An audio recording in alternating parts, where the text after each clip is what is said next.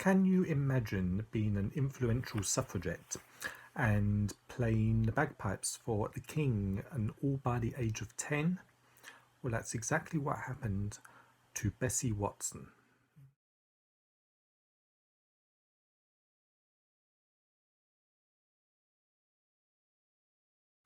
Elizabeth Bessie Watson was born in Edinburgh on the 13th of July 1900, the daughter of Agnes Newton and Horatio Watson, a bookbinder for the George Watson Printing Company.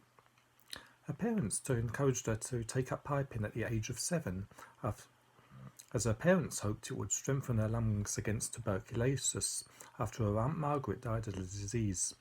Her first set of bagpipes was a half-size set made by Robertson, a famous pipe maker at the time. After seeing an advert for a pageant of historical Scottish women organised by the Women's Social Political Union, Watson and her mother joined the suffragette movement, and Watson, Bessie, at the age of 9, was invited to play the pipes in a pageant. The procession, which celebrated what women have done and can and will do, took place in Edinburgh on the 9th of October 1909 and marched down Princes Street before gathering for a rally led by Emmeline Pankhurst at Waverley Market. Watson rode on a float beside a woman dressed as Isabella Macduff, Countess of Buchan, in a cage.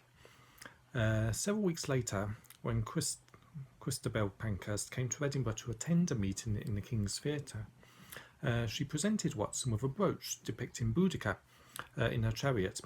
In 1979, Bessie gave this brooch to Margaret Thatcher, who was the first woman elected Prime Minister in the UK. 2 years after the pageant, Watson was invited to lead the Scottish Lady Pipers at the Great Pageant in London on the 17th of June 1911. Later the same year, when King George V came to Edinburgh on a state visit, Watson led the Second Edinburgh Company of Girl Guides and was recognised by the King as she raised the salute.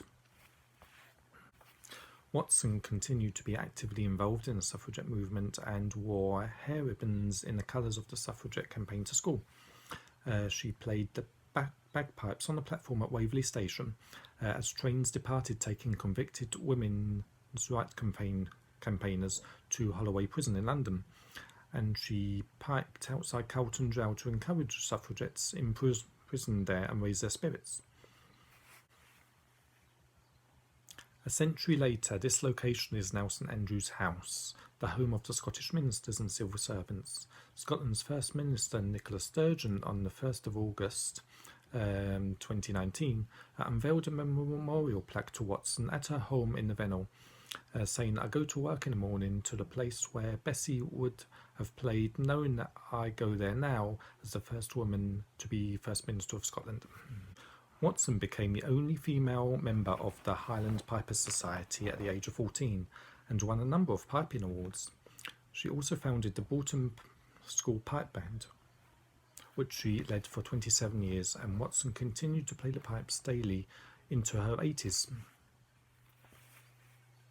Bessie studied French at the University of Edinburgh and taught violin and modern languages in schools across the city.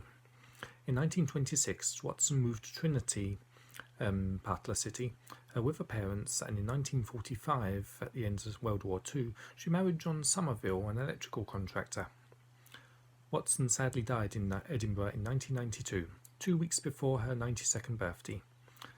She left her autobiography, her practice chanter, and her pipes to the College of Piping in Glasgow. Hope you've enjoyed this video. Subscribe for more videos like this, like it, and we'll see you soon.